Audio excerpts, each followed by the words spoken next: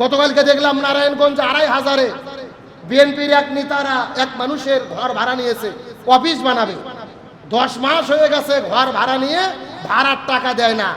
গতকালকে লোক যখন টাকা চাইতে গেছে ভাড়ার টাকা, ওই লোককে এমন ভাবে পিটাইছে, হসপিটালে নিয়ে যাওয়ার আগেই লোকটা বিদায় নিয়ে চলে গেছে, মৃত্যুবরণ করেছে। জোরে বলেন নাউজুবিল্লাহ। অপরাধ কি? তার ঘর ভাড়া নিয়েছে, বিএনপির অফিস করেছে, তার অপরাধ সে ভাড়ার টাকা চাইলো কেন? পিটাইয়া পিটাইয়া পৃথিবী থেকে বিদায় করে দিয়েছে। আমরা বলতে চাই ২৪-এর গণঅভ্যুত্থানের পরে নিরপরাধ একজন মানুষ ভাড়ার টাকা চাইতে গিয়ে পিটাইয়া মারা হবে, এমন দৃশ্য দেখার জন্য কি আমরা দেশ স্বাধীন করেছিলাম?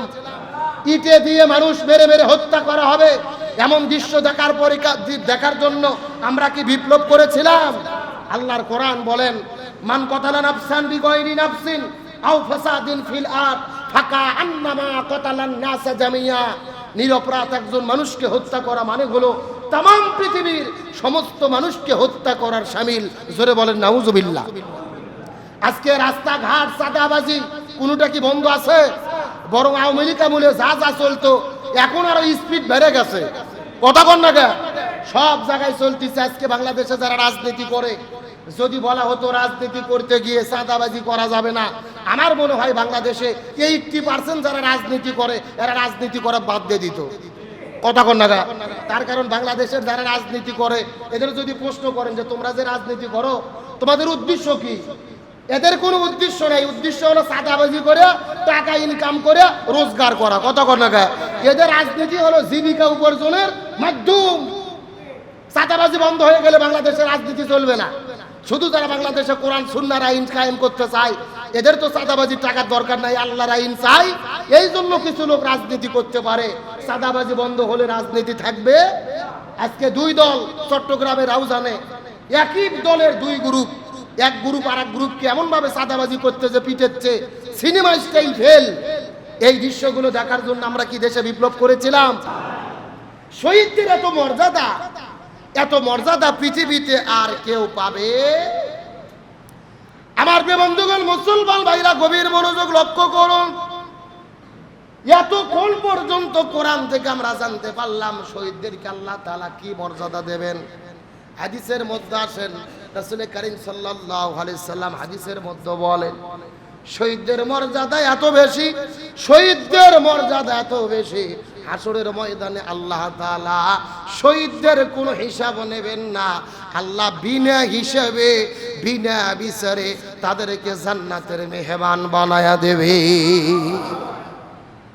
শহীদদের এত মর্যাদা, আল্লাহ তাআলা কোনো হিসাব নেবেন না, কোনো বিচার করবেন না। বিনা হিসাবে বিনা বিচারে বিনা বাধাই আল্লাহ তাআলা ডাইরেক্ট জান্নাত দিয়ে দেবেন। সুবহানাল্লাহ বল। রাসূল হাদিসের মধ্যে বলেন, শাহাদাতের মৃত্যু পিঁপড়া কাটার চাইতে বেশি কিছু নয়। পিঁপড়া কাটলে যেরকম মানুষ সামান্য কষ্ট পায়, বুঝতে পারে না, একই রকম একজন ব্যক্তি দিনের জন্য, ইসলামের জন্য যখন শহীদ হয়ে যায়, পিঁপড়া কাটার চাইতে বেশি যন্ত্রণা শহীদদের হয় না। সুবহানাল্লাহ বলেন। আর রাসূল বলেছেন, শহীদ হওয়া হলো জান্নাতে যাওয়ার একটা সিঁড়ি, একটা সেতু। যেই রকম সেতুর এই পাশে শহীদ, আর সেতুটা পার হলেই হলো জান্নাত। একজন ব্যক্তি শহীদ হলো, তার মানে সেতু পার হয়ে গেল, সরাসরি সে জান্নাতে গেল এবং সে আল্লাহকে পেয়ে গেল। সুবহানাল্লাহ বলেন। সুতরাং সেই শহীদের তামান্না আমাদের ভেতরে থাকার দরকার আছে না নাই? আর একটু জোরে বলেন। শহীদদের তামান্না আমাদের মধ্যে থাকতে হবে। আমার প্রিয় বন্ধুগণ, মুসলমান ভাইরা গভীর মনোযোগ। আমার নবী যে বললেন, শহীদরা বিনা হিসেবে বিনা বিচারে আল্লাহর জান্নাতে চলে যাবেন, আল্লাহ তাআলা তাদেরকে জান্নাত হিসেবে কবুল করে নেবেন।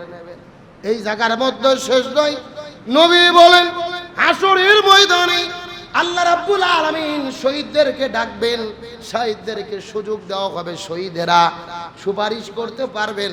শহীদদের সুপারিশে আল্লাহ তাআলা অনেককে জান্নাতে ঢুকায়া দেবে।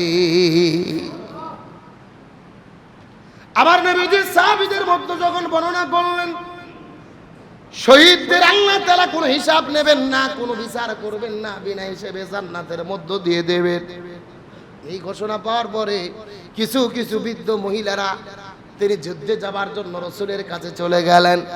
কারো বছর 100 বছর, কারো বয়স 80 বছর, 80-100 বছরের বৃদ্ধা পর্যন্ত ইমানের বলে বলিয়ান হয়ে রাসূলের কাছে চলে গেলেন। ইয়া রাসূলুল্লাহ, আপনি অনুমতি দিয়ে দেন, আমরাও জিহাদের ময়দানে যেতে চাই, শাহাদাত বরণ করতে চাই, যুদ্ধের ময়দানে চলে যাব, যুদ্ধ করতে পারি আর না পারি শহীদ হব, আল্লাহর জান্নাতে চলে যাব। রাসূল বৃদ্ধদেরকে বললেন, তোমাদেরকে জিহাদের ময়দানে যাওয়ার কোনো দরকার নাই। তোমাদের যদি ছোট ছোট বাচ্চা থাকে, যুবক থাকে, তোমাদের সন্তানদেরকে জিহাদের ময়দানে পাঠিয়ে দাও।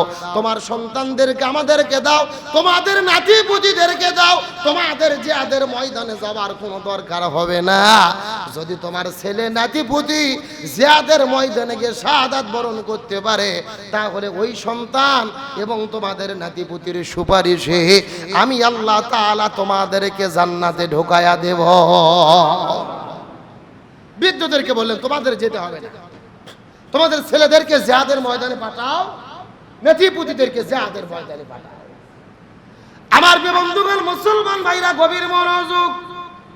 হাদিসের মধ্যে আছে, আমার নবী যখন এমন ঘোষণা করলেন, বৃদ্ধ বৃদ্ধ ছেলে এবং মেয়েরা, নারী পুরুষেরা, বৃদ্ধা, তারা তাদের সন্তানকে জিহাদের ময়দানে পাঠানো শুরু করলেন, নাতিপুতিদের জিহাদের ময়দানে পাঠানো শুরু করলেন।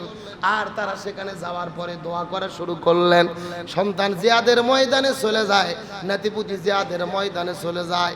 এই মানুষগুলো নামাজের সেজদায় যাওয়ার পরে আল্লাহর কাছে দোয়া করে বলেন, আল্লাহ, আমাদের সন্তানদেরকে আপনি গাজী হিসেবে ফিরাই দেন, যদি গাজী হিসেবে নাও ফিরে দেন, আল্লাহ আপনি তাদেরকে শহীদ হিসেবে কবুল করবেন। তারা শহীদ হওয়ার মাধ্যমে তাদের সঙ্গে যেন আমরাও জান্নাতে যেতে পারি।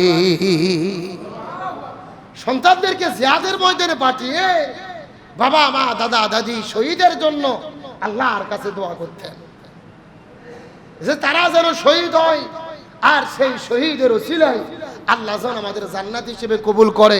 চিৎকার করে বলেন তো দেখি, বাবা আমার সন্তানের প্রতি দয়া মায়া মহব্বত আছে না নাই?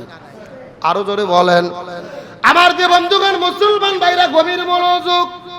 বাবার প্রতি সন্তানের ভালোবাসা আছে, সন্তানের প্রতি বাবার ভালোবাসা আছে, অবশ্যই থাকবে, এটা থাকতেই হবে।